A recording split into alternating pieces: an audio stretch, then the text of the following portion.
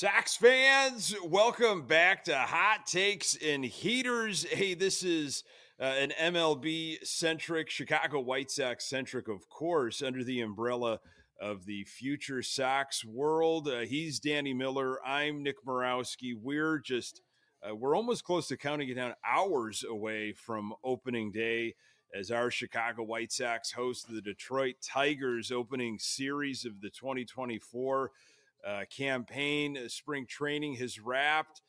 Some decisions might still be made, some secrets that they're not going to reveal quite until possibly Thursday. A lot of ins and outs, as the dude would say, about this team. We're going to chop it up, make some predictions, talk about opening day because we're going to be there. But hey, Danny, how are you, man? How's your headspace? Because we're starting to feel a little excited here. Yeah, well, so here's the thing.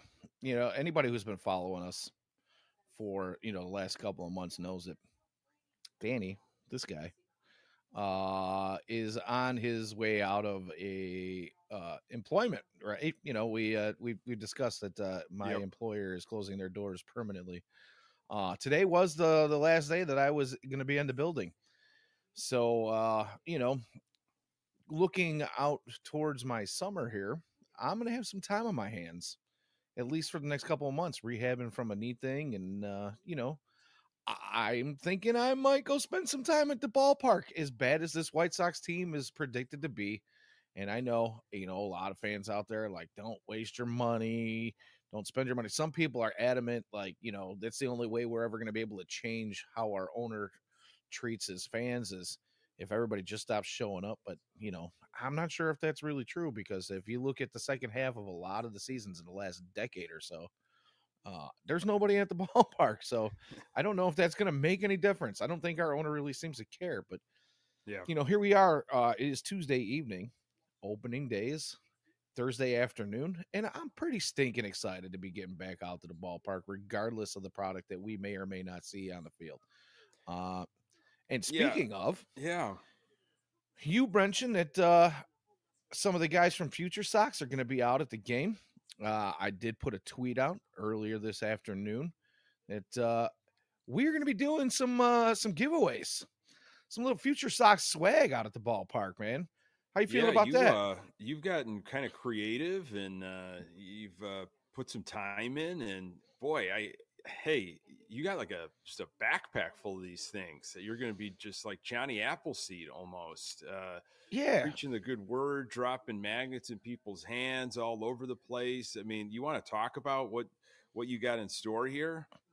Yeah. So, I touched on it a little bit last week at the end of the show, but I figured since we're rolling into the season here, I want to kind of get that out there early in the show tonight.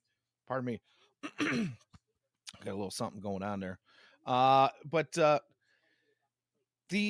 did end up with a nice stack of refrigerator magnets for those of you who are looking to do a little meet and greet with the Future Sox crew that's going to be out there. You and myself are going to be there, along with Ian, James, Elijah, and Steve, Sleepy Harrell. Yeah, Sleepy We're all Harold's going to going to be be out there. there. We're Yeah. all going to be hanging out. We're going to be planning on getting there early to, kind of see some folks like you mentioned before. We all have those people that we want to see. We may not talk to them very often or see them very often outside of White Sox games, but it's always nice to kind of say Happy New Year and have sharing that connection that we all have as White Sox fans. And now with the new venture here at Future Sox, I kind of felt like maybe it was a good way to have us be able to see our fans if they're out there. If you guys want to come hang out, tell us how much you love all our shows, or tell us how stupid you think we all are. By all means, we all have thick skin, so bring it on. I don't claim to be a genie or a wizard of words by any sort, but we'll be out there. I do have the magnets as well as if you mention hot takes and heaters. I know nicotine is not everybody's first choice. A lot of us have quit and put those down. So I took it upon myself to grab a bunch of cigars for those who like to partake. And Yep. if you mention the show Future Socks or Hot Takes and Heaters, I will have a cigar ready and waiting for you. So guys, come out, check us out. We'll be hanging out in the Yeah. lots, and we'll give you live updates on the day of to Yep. let you know exactly where we are, because obviously, parking can be a little bit of a nightmare in opening day Yeah, I'm with the crowd. curious about that, Danny. I wonder if there's going to be any changes. It's been a mess the last couple of years. Obviously, getting into the ballpark has been a problem. Opening day, I'll get there early. I'll be there early, roaming around. I know there's always something going on at Lot B, but everybody's got their favorite lot. Everybody's got There's going to be setups and tailgates going on all around the ballpark. It should be relatively nice compared to previous home openers. 50s, sunny. Maybe a little chillier down there at 35th and Shields. But man, again, you can't complain too much. Not as tickets still available. Let's say that there are good tickets still available, and I think there's going to be walk-ups, and I think they'll get over the half capacity, three quarters, which is kind of depressing still to think about it, but that's the way that I think a lot of people look at this team. We've seen all the projections that have come out from so many different major publications and the prognosticators that follow this team, this sport so closely. What so many people have said. Ozzy and Chuck went on NBC Sports Chicago and did their little preview show here on Tuesday night. And, we can maybe mention some of their projections in terms of win totals when we get to some of ours later in the show. But it's just a fun day. We started talking about it last week, and it's like the slate is clean. Even though we as Sox fans kind of that have been following this in the offseason and what we have a good feeling of what could happen. There's always this hope, right? There's this hope if this and that and this goes, if all these different things go correctly, maybe we can have some exciting baseball. But it's not like this isn't like March Madness, where hey, maybe if we just don't make mistakes, we can upset a 1 seed as a 12 seed or something. Like you never know what can happen, right? Anybody can beat anybody on any given day, but this is a 162. This is a marathon where you've got to have the horses. So, there could be some excitement out of the gates. April, May, the Sox traditionally don't play very well out of the gates. And if you can't beat your division this year, it's going to be tough because you're playing some teams that are built for October and April and May. But, we'll get to some of those, personnel decisions, the team decisions, the cuts, and what possibly the bullpen and rotation can look like, of course. But, opening day, I'm excited to just, like you had mentioned, see people I haven't seen in several months, that I only kind of communicate either on a podcast or, we check in on Twitter X or social media or something else and, just celebrate, like good to see you again. And hopefully it's a long summer of seeing folks. But, when you said that, personally, this is kind of it for you with your job and last day and, you're getting your ducks in a row with some other stuff. But that is kind of what I fall back on with White Sox baseball is really no matter how bad they are, it's that constant in our lives when there's so many weird things happening, whether it's personally, professionally, just stuff at home. It's, during the summer, spring and summer, they're there just about every day, every night.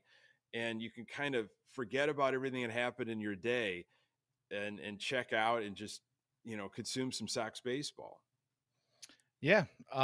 It's like I said, it's that bond that we all share as White Sox fans, regardless if you are as excited to be out there as some other folks are, whether you're a stat head or you're just a guy who's going to check out some baseball. If you're going for the ballpark food and the smells and don't really care about anything on the field, you're having a hell of a time every time you go out there because you're not having the headaches that some of us have. Obviously, everybody wants to see a White Sox winner as a fan, but we just share that camaraderie, and most of us share in the victories and the excitement of those victories. we also share in the pain of the losses, and we have been sharing a lot of that pain over the last few years. So it's just nice to be able to get back out there with, at least like-minded in, one part of our life folks. You Yep. know what I mean? We all share this experience. Mm-hmm. And like you've said in the past and in other shows, it's been a part of most of us for a very long part of our lives. So, you know, call me, sappy. It's great to be back out there. Yeah, I don't of really course. care, and I don't want anybody to tell me how to fan. I'm gonna go out and I'm gonna go to games if I want. You don't have to go and spend your money if you don't want to. Do your thing. But It's an escape, man. It's an it absolute really is. escape. And you bring up the fact that there's still a lot of tickets available. And that's true. I actually, before the show went on, and saw quite a bit mhm. available for Thursday's game. And like you said, I'm sure a lot of that will sell between now and Thursday afternoon. But it's just kind of odd because you knew in years past, maybe not last year, but leading up to the last, 2 opening days here, that was basically the one guaranteed sellout crowd. And it usually happened at least a week before opening day. And now here we are. We're looking at, 40% of the tickets still being available with a week to go. Honestly, And man, I you're think still that looking at it. I'm not terribly surprised. I'm kind of disappointed, but but like, yeah, I always thought opening day, hey, people are going to show up. It's going to be a packed house, and then things are going to completely fall off. But I really, from checking in with fans this whole off season and hearing from people and having conversations, there's a lot of anger. There are a lot of folks that are absolutely upset, disillusioned, just there's apathy.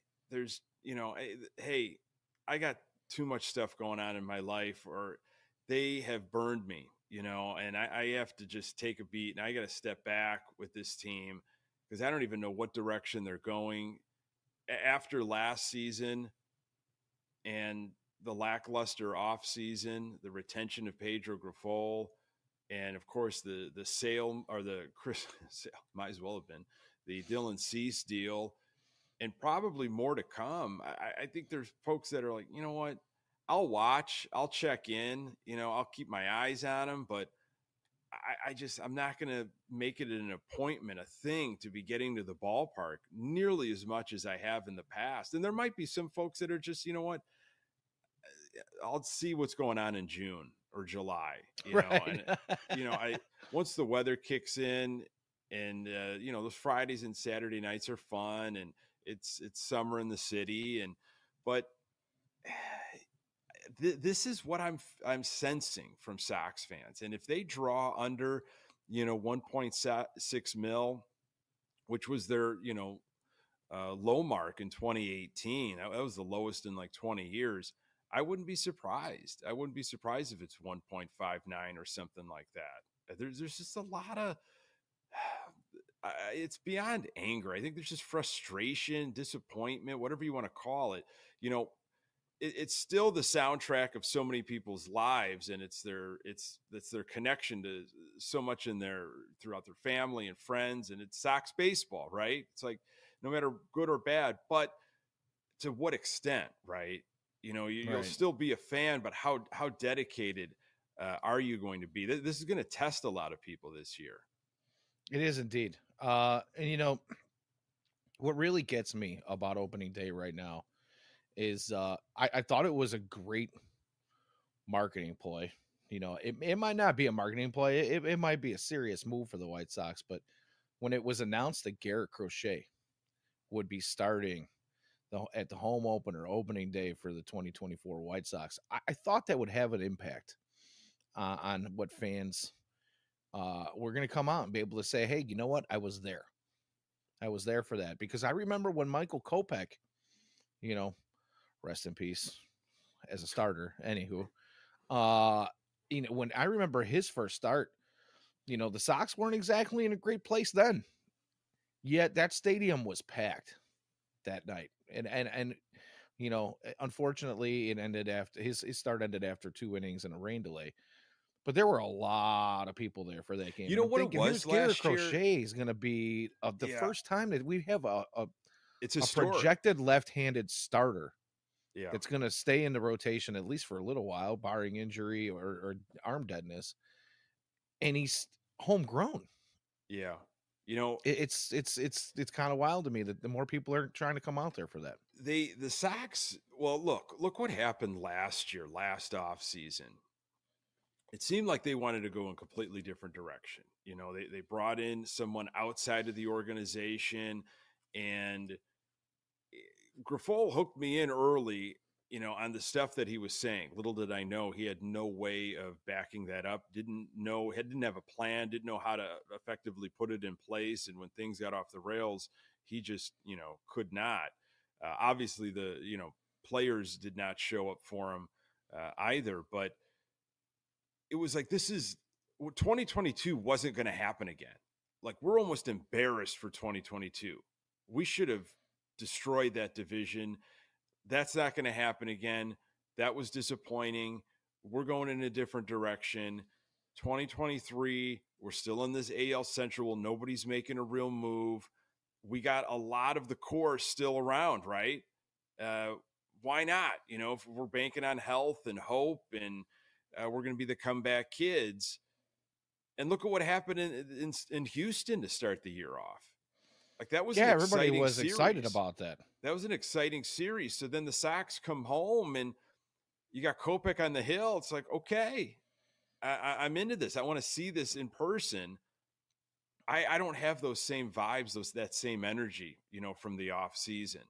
I'm excited that White Sox baseball is back. It's like a holiday. It's like a tradition to go to opening day, kick things off, see a lot of people I haven't seen in my life, you know, over the last 6 months. And then, like you had said, Happy New Year. You know, it's good to be back, and this is home in a way. So I think there's the big difference maker. Yeah, it's I don't know how you put it pretty good. You put it really well there. That it is exciting to get back to the ballpark and see those folks, but at the same time, I think most of us are curbing our enthusiasm about the product on the field.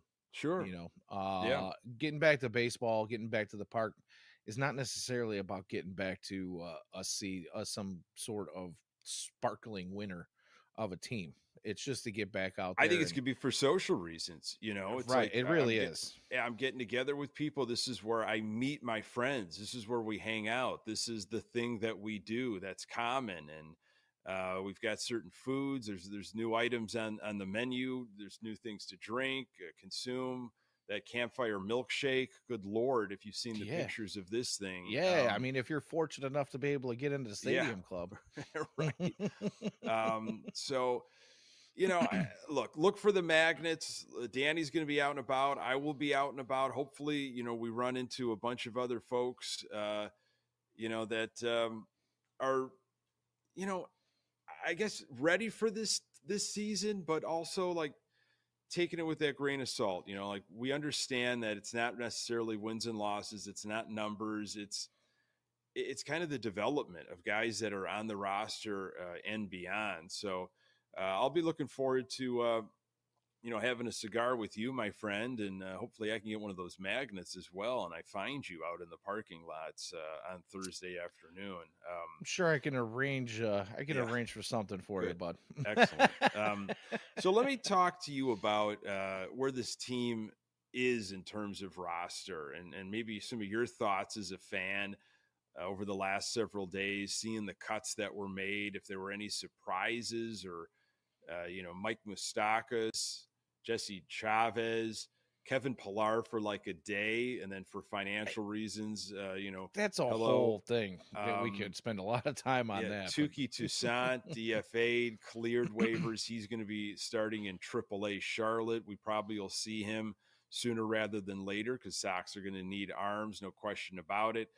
Stassi making the team, but injured, so Corey Lee is going to be kicking things off as a backup backstop. Anything in that right there where, you know, eyebrows raised?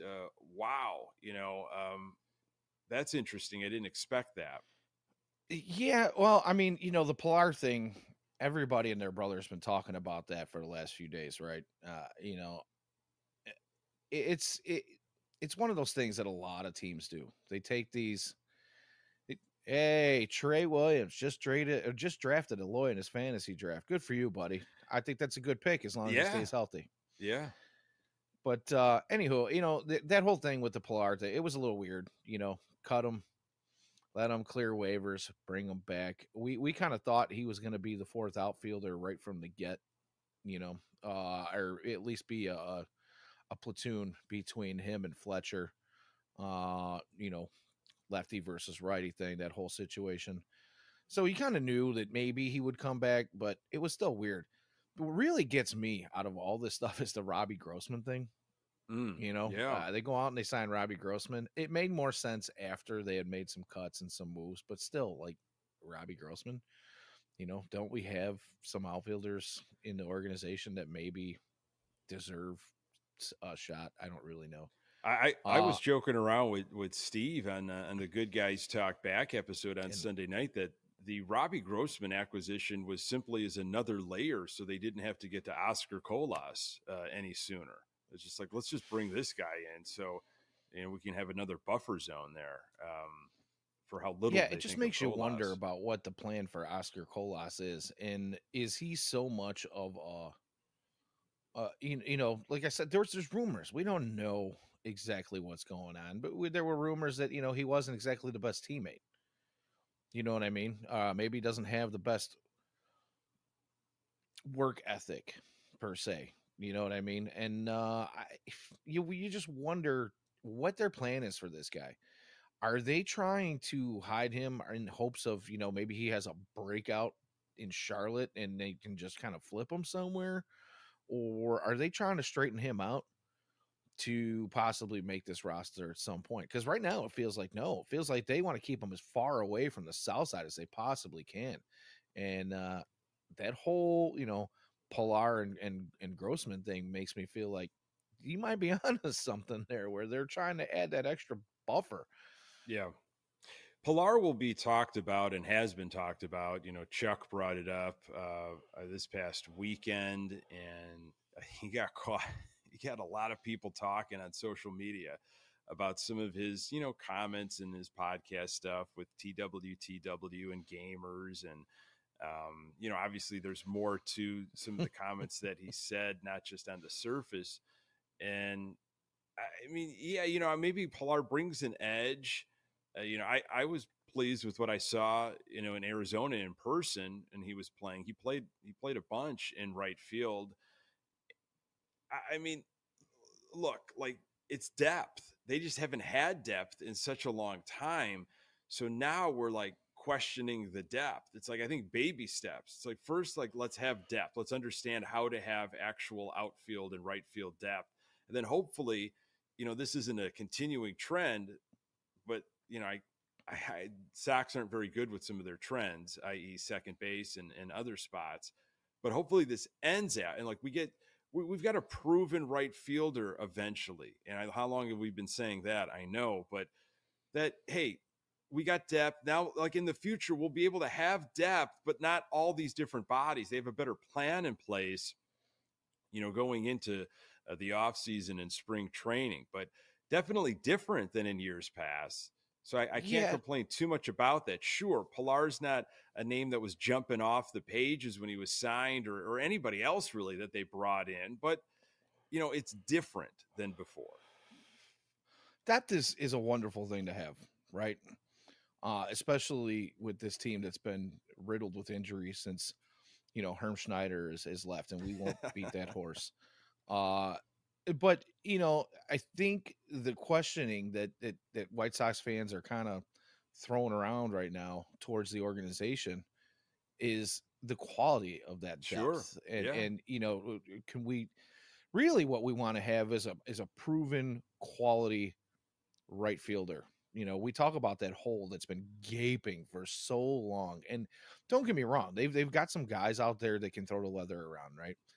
But this team has been lacking offensively in quite some time. And if you look at the you look at it on paper right now, you're wondering where those runs are going to be scored outside of the top, 4 in the order. And when we get into those lefty righty matchups where, things don't necessarily play out real well for the White Sox roster construction, when you do face that pitcher that you're not necessarily feeling real good about, you kind of start to feel like, we're even in the tank a little bit further offensively. So, I understand why people question. And again, not to beat a dead horse, but they brought in a bunch of defensive players to kind of help this pitching staff. And the one thing that I'll say about depth is the pitching staff feels like it's got more depth throughout the organization right now. Some moves made at the deadline last year, some moves made just recently. Dylan Cease, brought in 3 pitchers that all seem like they could be serviceable very near future. I'm sorry, two pitchers. Well, essentially 3, because Steven Wilson, I think we're going to see is going to be used probably in the bullpen right off the bat. Yeah. So, and then you got Drew Thorpe and Iriarte in there as well, who are both, pretty good prospects, that I was not exactly high on right off the bat, but the more digging I do, the better I feel about that. Elijah did a great show last night, and they kind of broke that whole situation down. And, the more I hear our guys talk about it, the better I feel about it. But depth is definitely something that the White Sox are finding themselves to have that we haven't in a long time. 2 guys like Nastrini and Leisure that came over fantastic at the deadline last year that are going to make an impact. Leisure has made the ball club. Nastrini, I mean, he should be announced in the rotation. I mean, that's where we're at right now with him, which is he did well for himself in spring. So did Leisure. And that's where, again, it's like, well, when you've got negative spring numbers, people are like, well, don't pay attention too much because it's the spring. But when you have positive spring numbers, it's like, look at what they did in the spring. Wow. Holy cow. Look at that. I mean, that just happened with Michael Kopech. It's like, yeah, he sucks. Spring training numbers don't matter. He's awesome. Look at this. I mean, so it's how we are. It's like I'll ignore all the negative stuff from time to time, and just when something positive hits, it's like really build that up. But that's exciting to me. I'm looking forward to seeing what Leisure can do, and Nastrini, and so I think culture is just this big word that's also been thrown around and changing the identity. I was waiting for that when you brought up Chuck, to be honest. Yeah, I mean, that was another thing with Chuck's, I think, that everybody just kind of body slammed him. And you got to understand where Chuck's coming from, I mean, he's just trying to sell this. He's trying to sell this team and sell it for NBC Sports Chicago, for the White Sox, for Jerry, for advertisers, for this, that, and the other. And he'll put a positive spin on, because like that's what he's going to do. He's got a very, very tough job. I mean, he's a Sox fan, but he's also got to be kind of like objective and not just, let all of his feelings. I mean, he had some moments last season, but he's got to be really, really careful. So, of course, I expected him to defend things like Pilar and these other guys, because what else is he going to say? I mean, he's a lobbyist. He's a White Sox lobbyist, So, like, I'd be more surprised if he said something negative. Like, I don't know why we brought these warm bodies in. Like, how come we didn't go after some actual, top of the line talent? The culture thing is difficult, though. Of course, it's obvious to say, it's something you can't really define. You don't really know it. It's difficult to seek it out and bring it together. And, but from what we're understanding, and there's been a lot of stories out there, things weren't good last year in the clubhouse. There was bad chemistry. The team didn't have a solid identity. We've heard Pedro's quotes about leadership. He was not heard a lot leader. Of Pedro's quotes about a lot of things. I mean, it's like mental gymnastics. Listening to I talk sometimes. Word salad, buddy. I agree that like chemistry and culture and all that stuff, like I think it can help. I mean, if you like the people that you're playing with, I know it's a job, it's a business, but there is something when you're clicking, right? And like people are kind of almost playing for each other, and they don't want to let each other down. Like you almost forget like this is in a bigger world, right? You're just like playing these games and these little competitions with each other, and you're almost you're with each other for so long out of the year. I think it's just better vibes, of course, if you like each other and you get along and people are all pulling from the same end of the rope. Now you also, of course, have to have some studs. You got to have premium talent. You got to have good players. You've got to have solid organization, coaching staff, manager, all that kind of stuff also has to be there. So, I mean, I don't know how much a brand new identity and culture can affect a team like this that doesn't have too many horses, but we're going to find out, Danny. Yeah, and our very own Ian Eskridge pointed out months ago that if you look back at the A's of the 70s and the 77 Yankees, so those teams were pretty well documented as having bad clubhouses, right? And guys that getting in the fist fights and stuff in the clubhouse and in the dugouts and just having at each other's throats and absolutely hating each other. But they were able to put together not only just winning seasons, but World Series titles in some cases. And you brought it up. The thing about that is even if the culture is bad, you have to have talent. And unfortunately, yeah, sure, the injury bug is riddled this White Sox team, for the last few seasons, but the talent just hasn't shown up. Now is that because there was this just level of discomfort showing up to the ballpark every day? I mean, I might as well just come out and say it now. I brought it up in last week's show, I believe it was, or maybe the week before, about some of the things that we have been hearing about Yasmani Grandal being a difficult player. And I didn't want to be the first one to throw it out there, but, some of us were privy to a conversation that was had. And someone within let's just say a source well in the know in the White Sox organization came out and basically said, now, let me just rewind that a little bit. The reason I say I didn't want to be the first one is, if you haven't seen the 108 show from the other day, White Sox Dave did finally spill the beans on this whole thing. So I'm not the first one to brag it. I could have been. Yeah. I got that. I promised to keep my lips sealed on that, and I did. I was proud of myself on that. I want to pat myself on the back because it was difficult not to throw this out there, but it was said by someone that had they come home to find Yasmani and Grandal banging their wife, it would not be the most offensive thing he'd ever done to them. That's pretty brutal, man. It's one hell of a quote. Yeah. So it's, when you have that kind of an atmosphere, and there was some stuff between him and TA, right? Like leading up to the All-Star break or something. And apparently they got into it pretty, they had to be separated, in the clubhouse at least once. And, it was made pretty public about, what TA telling him, Grandal telling him, like, if you're not going to show up, don't even bother getting on the plane or whatever it was. Yeah, there's a lot of difficult situations there. But is that enough to really hang 61 wins on? And that's a great question. And that's what I think, it's so difficult to quantify. I think that's why some people scoff at the whole culture chemistry, because we all know you're not going to get along with everybody. You're just not. Like, there are too many people from different backgrounds, from different ways of thinking, from just, it's just not. So you have to kind of put a lot of things aside and, like, what's the end goal here? And everybody has to buy into these, different pillars or philosophies, whatever it's laid out by the organization and manager of, trying to block out all the noise. So, I mean, you wonder sometimes if guys just, mailed it in. They're like, I'm not going 100%. I could see what's going on with this season, and I'm not really here. I've got stuff going on personally. I'm just not feeling it in this. Yeah.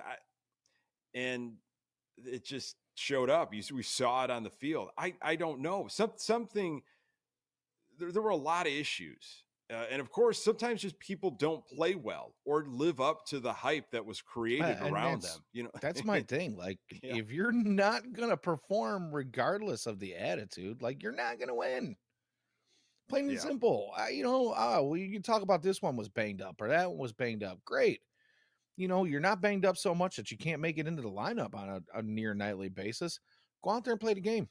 yeah. And It's if a you lot of can't excuses, perform, I think. You know, if you're not going to be able to perform because you're banged up, then you need to tell somebody, hey, I can't do my job right now. Maybe I need some time to rehab. Maybe that's management's problem. I don't really know. But the well, simple we fact know of the that's matter an is issue. winning ball Yeah, clubs know when to pull the plug on some of these guys. Hey, you're yeah. hurt and you're not performing. Let's get you some rest. You know what I mean? Well, That's not a winning ball club move to put a guy out there who's struggling beyond, right. what his career norms are by a lot. And we're just going to keep throwing him out there and hopefully he works his way through it. Yet, we got Yohan Moncada out there with a back that's, cramping up on him every other inning. Yeah, And, it was talked about that and Andrew this, Vaughn is playing through pain all season long. Like, we have 13 guys on the 26-man roster that can play first base. Why is Andrew Vaughn going out there if he's beat up every day? right. Yeah, this is not the year to be a hero either. However, Moncada's got the contract year. You, I get the impression that Eloy Jimenez could be somebody that we've seen what he can do when he is healthy and he's like just in a groove, man. I mean, he's got ridiculous strength, ridiculous power, effortless almost when it happens. Saw it in spring and in flashes. He came down to earth eventually, but of course, like you're not going to live where he was for the entirety of spring. Just to see that in a small sample size, a healthy Eloy was outstanding. We know his goal of wanting Absolutely. to play 150 plus. But you got to wonder, like, if there's guys, and I don't know if it's Aloy, but if it's other guys that are saying, hey, I need to put together a hell of a first half up until the All-Star break, July 16th, maybe something like that. Because I want out. Like, I want to be on a contender. Like I am going to just showcase myself. I've got an opportunity to do everything I possibly can. And I think the organization and Chris Getz are like, great, we need that. Yeah, We show me. need to cash in on guys. So that's why I think this club, no matter what you think of this team, they're going to look very different after 100 games or so. I think there could be some, there's going to be some sell-offs depending on There's how going to everybody have to be. plays and all that other stuff. There's going to have to be sell-offs. There's two sides of the White Sox fan base on this right now. There's a lot of folks that are like, oh my God, we got to keep, if Eloy breaks out finally and he stays healthy, we absolutely have to keep him. And if Yohan Moncada has a monster contract season, do we keep him? And trust me, I get it. A lot of us bought into the Rick Hahn, Kenny Williams rebuild that failed. And we've been waiting for these guys to have their seasons, right? There's even the small contingent that's like, yeah, well, is Luis Robert going to get traded away? Please don't trade him away. And that would take a king's ransom, obviously, to be able to, get anything, and give him to anybody. But, there's the other side of that fan base. It's like, hey, let's get the most value we can out of any one of these guys, because, if we don't, we're going to be in the doldrums again for a long time. They've got to rebuild this. And again, going back to what you were talking about with depth and some young guys that are looking like they're close to major league ready, if not going to be on this roster, early on at the season. It's starting to look like maybe there's a chance they can be competitive again sooner rather than later. So you kind of have to go out and get the value out of these guys. So we're all hoping that, one, they're going to get that value in return come the trade deadline and go somewhere where they can be a contributor to a winning ball club. And two, we get to see some exciting baseball until that time comes, which, as a White Sox fan, of course, who's gone through the last couple of seasons, so, basically since the beginning of the Tony La Russa era, where we're just hoping to see some decent baseball and be entertained. So I think, and we might talk a little bit more of this in a little bit with our, predictions, personal predictions and stuff for this team. But, and I've said it before recently, I think you're going to see more individual stuff. You're going to be tracking more individual players than maybe the team, what the team can put together in terms of win losses and such. I think you're going to be following guys as they might individually put up some solid years, but I don't think it's going to be enough, to make this team competitive, even in the AL Central. So before we get into predictions, and the schedule isn't doing them any favors either. No, early on. No, it's not. This was our GM Chris Getz just a couple days ago here as camp was breaking up. I feel like we've raised the IQ of our club, which was something we wanted to accomplish out here. I think we're going to reap the rewards as the season goes on. So that is a quote that I will hold on to, and I will save, and I will use throughout the season. And I hope I'm on the positive side of it. I hope I see a competent baseball. You and I have both talked about wanting to see competent baseball this season, different brand of baseball. Hey, they might take more losses, of course. And I hope it's because they just got beat. Not that they beat themselves, if that makes sense. Like, they just didn't have the talent against some of these teams they're playing, but they play fundamentally sound baseball. If I see the other side of it, that's going to be really disappointing to me, Danny, because that was such a focus this offseason of, playing a better style of baseball, smart style of baseball, a competent style of baseball.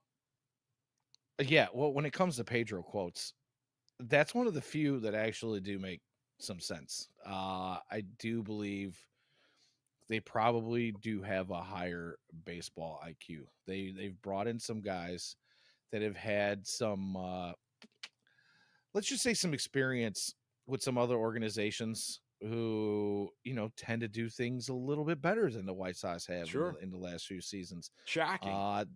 They brought in the staff to make sure that these guys, and you're right, that was Chris Getz. I'm sorry. But yeah, I mean, it does make some sense.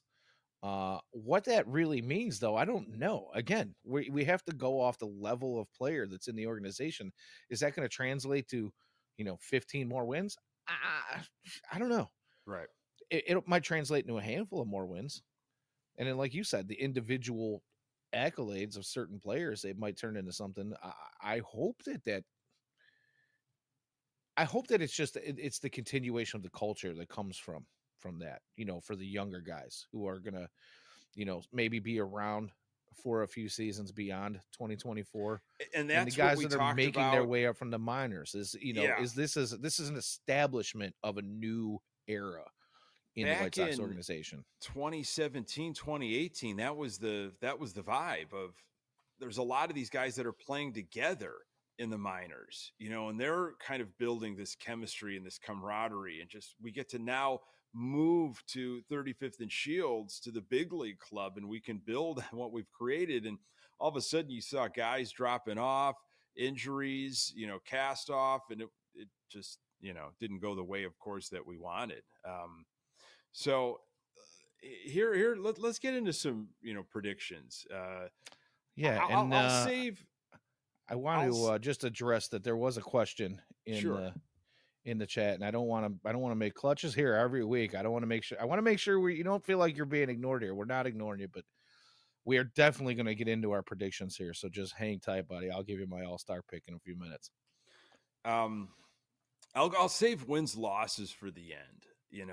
I think that is, I'm not too hung up on it, but we could throw out a number and we could try to make sense of a number. But I'll go with, so you and I had talked about some categories, and Pat and I have done this over the years with Good Guys Talk Back. I know you and Ian have done it, before. I know a lot of people do this, trying to go through and hit certain numbers. And I don't want to get too in the weeds because it's like, we could just be rattling off every major offensive or defensive category and trying to pick guys Right, and what right. their stat line is going to be like. But I wanted to talk bold position player predictions. So if you've got one kind of in the chamber here, something that I don't know, like either it could be something you've gone with over the last several years and have told other Sox fans, like, this is the year, and you think maybe I'm going to just double down once again. Or it could be Nope. just something completely out of left field. It's gonna be different this year, and I'm looking at the chat, and there's a lot of Andrew Vaughn chat going on right now. Yeah. There's a lot of talk about Andrew Vaughn in there. And Nick, you actually posted something Yeah. on the old X this Yeah. afternoon, and that's my bold prediction. Uh, I believe, I see the old Andrew Vaughn's going to be averager than ever this year. He's going to be amazingly average. He's going to have an amazingly average season, as Nick said a few months back. I did. Yeah. A lot of folks look at his spring and they say, you know what? He started off slow, found his groove, looked better. And I hate to do this on the day today because, him and his wife went and did the thing over at the La Rabida, and they did some great charity They're work. good people. Yeah. They are really good people. I don't want to, poop on the guy too much. Again, I said it before. He did play through some pain last year. He was a grinder. He grounded out and made his way through. I just don't know if I'm convinced he's the first baseman of the future. I'm sorry, Andrew. I hope he hears this. I Wow. hope he hears all this stuff and it ignites a fire under him and he turns out to be that best college hitter. But my prediction is that Tim Oko will be starting probably before the deadline. Man. Or right around the deadline. Tim Oko is going to be your starting first baseman. Yeah, Scott Merkin had that mailbag email or whatever he puts out, and I had to just kind of crop that point that he made on Andrew Vaughn being an all-star. And I know every team has got to have an all-star, but I think that's going to be Luis Robert Jr. That's not a hot take or anything. That's just common sense.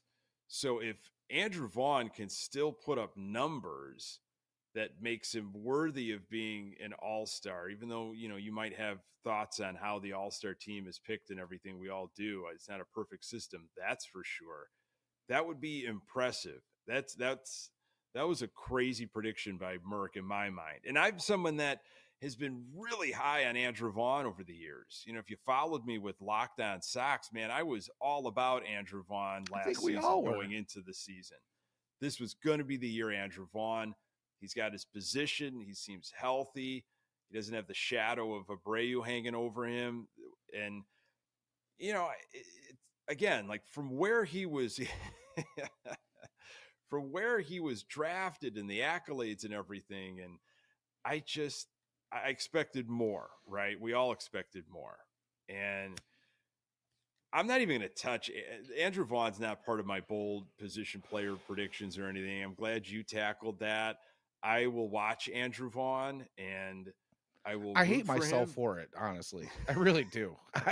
Because I want so badly for the guy to be that fourth round pick that the number 4 overall pick that we spent on and the best Golden MLB Spikes, ready bat coming out of his draft class. And so it just hasn't materialized yet. I'm rooting for Andrew Vaughn. I am too, but I think Tim Elko is going to be waiting. But I respect that opinion. I've cooled off on the Andrew Vaughn stuff. Danny. Although, I disagree, but I'm going to be nice about it. I still want one of those cigars and magnets, but anyway, I'm going to go with Yohan Moncada, and I think Yohan Moncada is really going to have a solid year. I think he's going to stay healthy. I think he's got a lot to prove personally. And I'm going to say that Yohan Moncada is a Gold Glove finalist. I think he's going to be in that conversation. And I wouldn't be surprised if he wins a Gold Glove. How's that? Because I have really respected his fielding. I know it seems like he takes some plays off here and there, has some mental lapses, but I think he is more than solid at third base. Yeah, no disagreement here. I mean, with the leather, he's a wizard. A lot of fun to watch when he's fully healthy. But again, there's that word. We just need him to stay fully healthy. And Yeah, I think if he stays fully healthy, the back can come around as well too. And I we think might get that. I think he could be an all-star. Honestly, I I think do too. I think he's going to be right up there in the Gold Glove conversation. Do you have another a bold position player prediction? I've got kind of one more. Do you have another one by any chance? I have one. Okay. And it's maybe not that bold, Yeah. but I think Luis Robert, despite his slow start in spring training, is in the MVP conversation at the end of the year. Yeah, you know what? I had that. I had that in a individual accomplishments category. I had Oh, that. I'm sorry. No, Okay. that's quite all right. But we can ebb and flow here. I thought he'd be in the top 5, if not top 3, in terms of AL MVP. Yeah, it's pretty much my thinking. I would love to see him be the best outfielder in baseball if that's possible, like some people think he's capable of. But oh, Yeah, there's oh, Ian with his hot take. Yeah, yeah. Gold See, Glove will be awarded to Moncada on another team. How about that? it's very well possible. I mean, we did kind of touch on getting the most value out of these guys right now, so that Yeah, instead of being a full on 4 or 5 year rebuild, we can get back to competitive baseball here sooner rather than later. So it's a possibility. I just sure. Do you get more value out of him trading him at the deadline after he's only had, one decent season, and if he has a really hot first half? People get Or desperate, man. People get crazy at the this is true. deadline. There are teams that might find themselves in a situation that they never thought, and why not? Oh, You know, Ian's um, on fire in the chat right now, by the way. so you got Louis. You're bullish on Luis Robert Jr. Of course, I think he's going to follow up 150 games, All Star, top 5 in the AL MVP, maybe top 3. But I also, in terms of Eloy Jimenez, I had kind of a prediction. I don't know if it's bold or not. Maybe it is because it has to. You have to do this if you're healthy. Like health and this like go hand in hand. If you're not healthy, you're not going to achieve it. So just by throwing out the number, this is going to mean Eloy Jimenez, in my mind, is going to be healthy for the first half. I've got 20 home runs for Eloy Jimenez at the All-Star break. I think that's fantastic. I have nothing to add to that. I really don't. No notes. Bring it on, man. Like, no, I'm here for it, dude. Totally, and then traded at the here deadline. And then traded at the I mean, this is I going to just be don't the conversation. see them resigning this guy. I just don't see them saying like this is going to be our DH of the future. That I wouldn't mind that. I really wouldn't mind that. Call I me would crazy. love to see him. Thanks, I Cubs. mean, if he has a crazy year, he leans into the DH thing. He can stay healthy, and the numbers show it. And you're like, you know what? You're our guy. We want you around through this into the next phase as our DH. We'll see, man. A lot has to go right for that. How about pitcher predictions? Well, we do have a question in the chat right now yeah. that says, "Who leads the team in saves?" And I'm curious, do you happen to have that quote by any chance about the closer?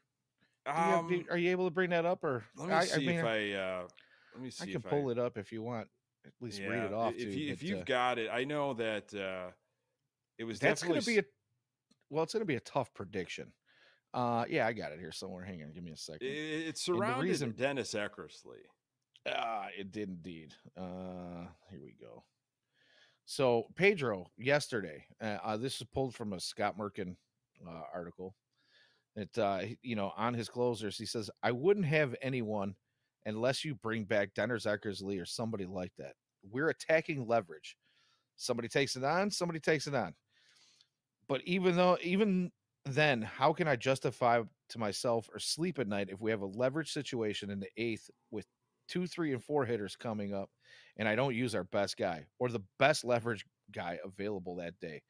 So what, again, another one of those Pedroisms where it's like, mental gymnastics, word salad, bring it on. You know, you got to kind of Well, sift you through, say that when you don't have a true closer. and He's not that's my saying point. that, if Liam Hendricks is sitting there foaming at the mouth, listening to that quote, like looking at him like, are you nuts? Are you goofy?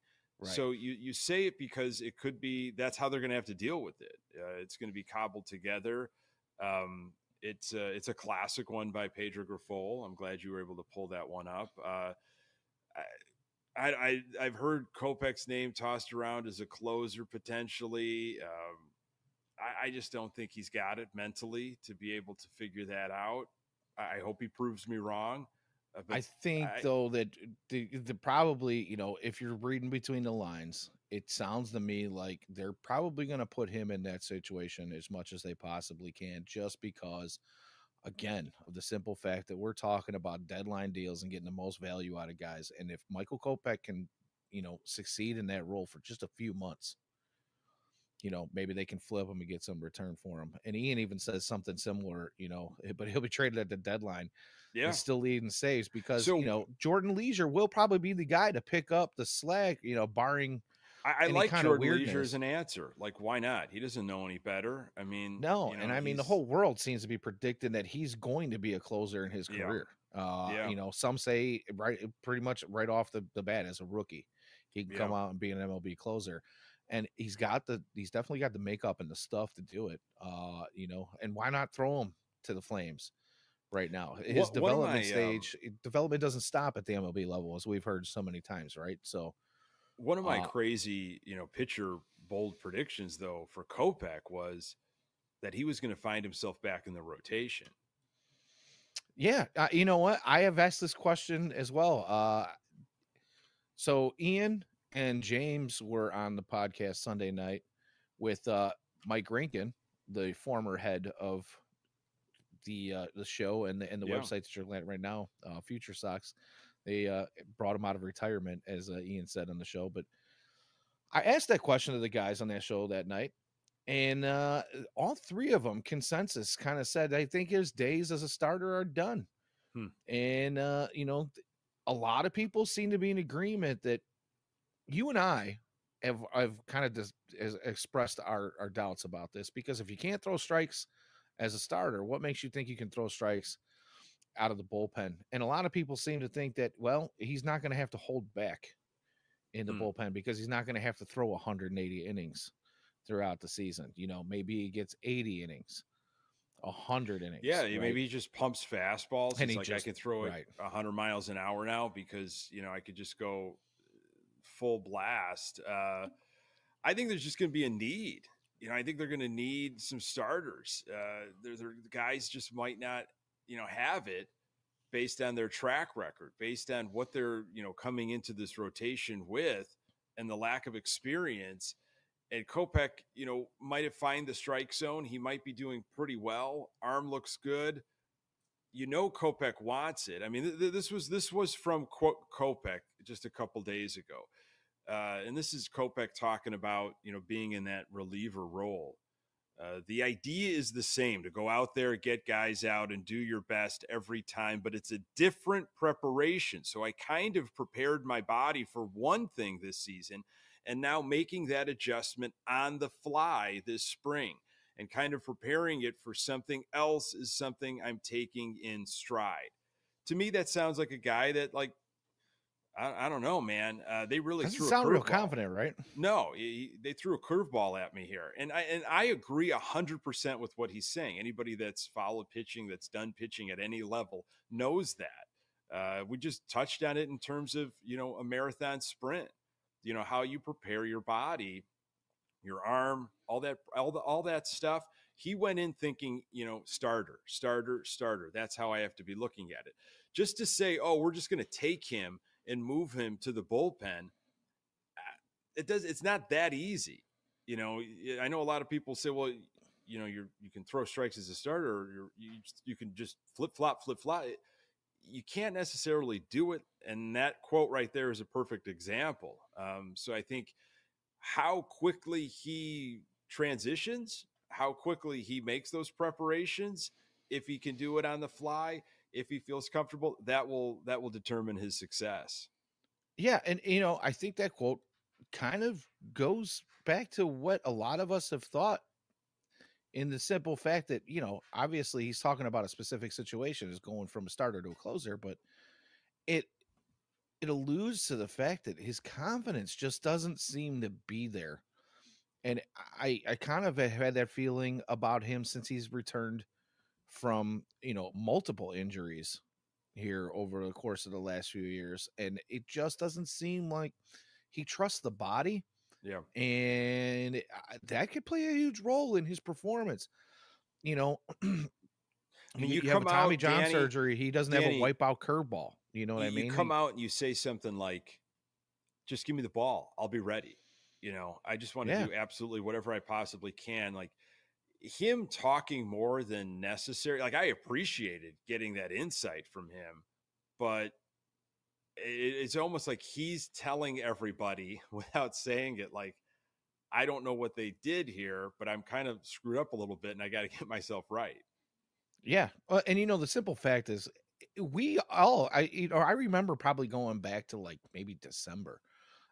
Ian and I had some discussions while we were still doing the White Sox Daily thing. And even since coming back, I think it was the three of us, in our first early episodes here on Future Sox, talking about how we wished the White Sox would be more candid with some of their situations. And now they are being more candid. And we're all going, oh, Jesus, we're crushing that kind Be of careful stuff what too. you wish for.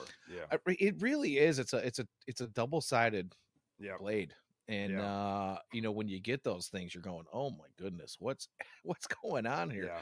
So I can appreciate him and his candor. Yeah, but sure. At the same time, it doesn't leave me with a great feeling about. Man, I hope he's successful though. I absolutely, I'm rooting for the guy. I mean, he's been through so much, and I'm pulling for him. Just because of like he's the one along with Moncada that kicked this whole thing off in the fall of 2016, and I want to see it.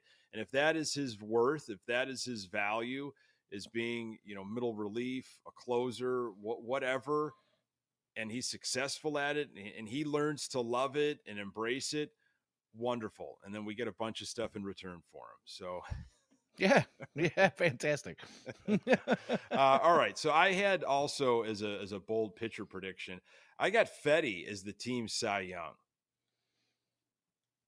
Okay, coming off you want of to the elaborate KBO on that stuff, a little bit? He's got a chip. I think it didn't go well for him the first time around in MLB. Goes over to KBO, does really well, developed a different pitch, had some success with it. I think he's going to come in, he got the money, and I think he wants to prove a lot of people wrong and prove the White Sox right. And I think he's going to be your team Cy Young. Yeah, well, coming from the KBO, I think not only does the success there, a lot of people say, yeah, well, the KBO was not the MLB. And it's not. You're absolutely right. But it's an offense first baseball organization over there. Pitching is not necessarily a huge forte. And for him to go out and do what he did against a bunch of guys who think about nothing but padding their offensive stats, pretty fantastic stuff. So, yeah, I can totally see Fetty coming over here, bringing what he's learned in the pitch that he's added to his arsenal, since leaving the MLB and coming back. There's a very good chance that he is a really solid pitcher for this White Sox team.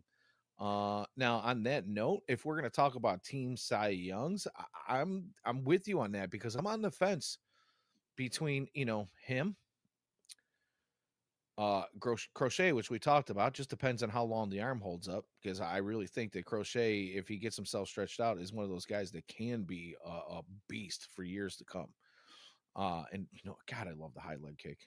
I mean, there's just something about it that it just says tight something. rolled pants and the highlight. I mean, he just looks like he's going to attack hitters. Yeah. Like, he looks like he's going to come off the mound and punch somebody in the head. And I love it. The aggressiveness of that his motion, his mechanics.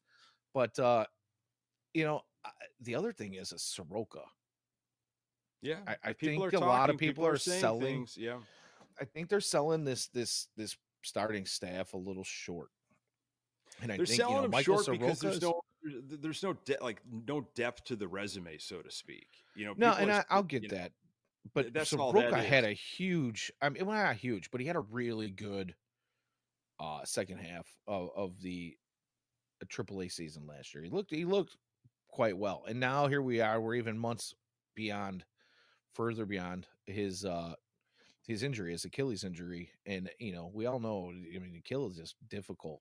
You Yeah. can't walk, let alone try to pitch and Well, land look on at that or Berger. push Did he off have on two that. ruptured Achilles? I mean, Yeah, and then he goes out and he has the season that he had last year, and it only continued to get better once he was traded away. So, yeah. I mean, I'm with these guys in the chat, and I'm with you. I think Fetty's probably got the best opportunity to be that guy.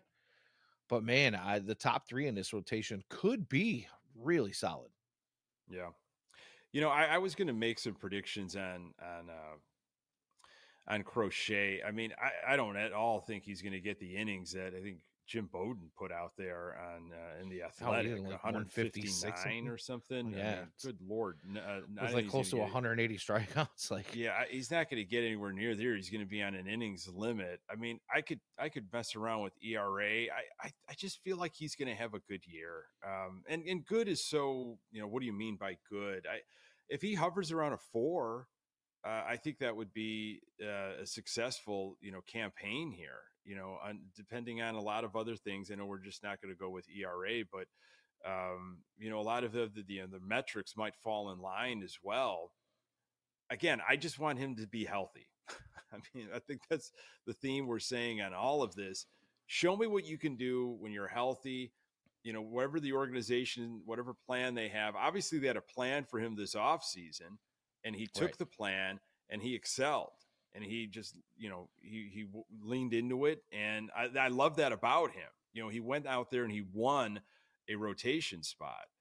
right. And as as we have been going on throughout tonight and most of the offseason, we continually talk about these guys being flipped at the deadline.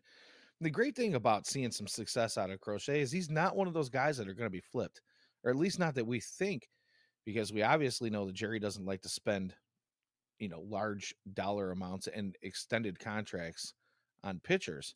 So when you've got a young guy who's got years of control, this is the guy we're kind of hoping to see succeed because he's going to be a part of the organization for when they are competitive.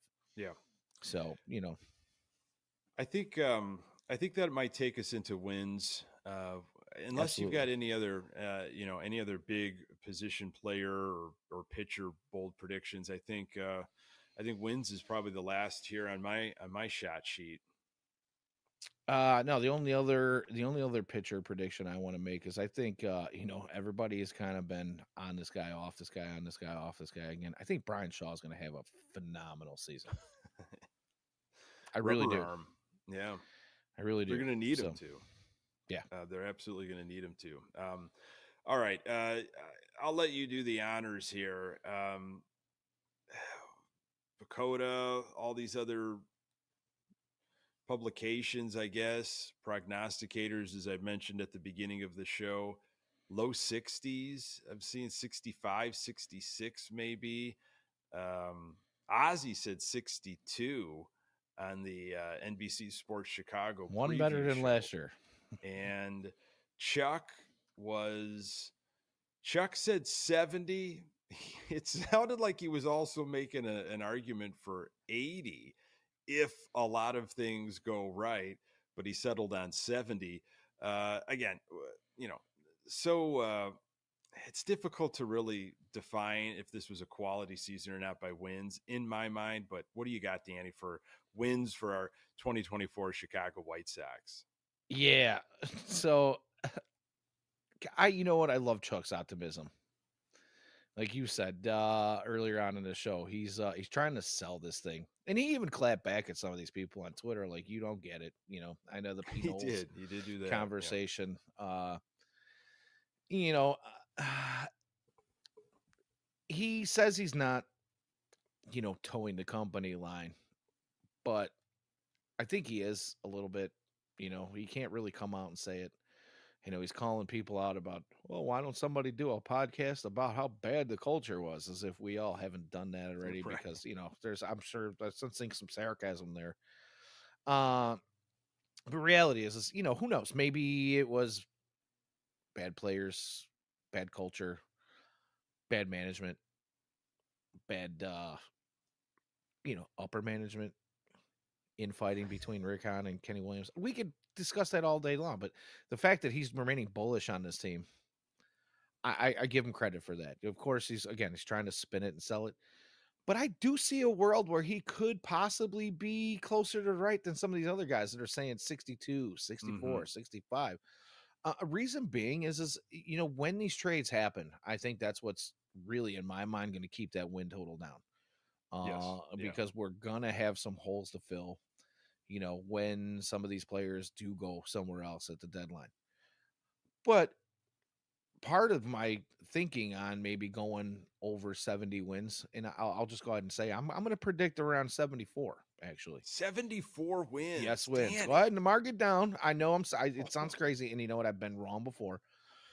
74. I usually am bullish this time of year because maybe it's just wishful thinking. 74 could win the division, Danny. Doubtful, but yeah, great. The reason I say that is because again, you brought up that depth, and we do have some promising young guys that are waiting in the wings, and maybe they're not going to be their best selves coming up, after the deadline. But, you talked about Yoan Moncada.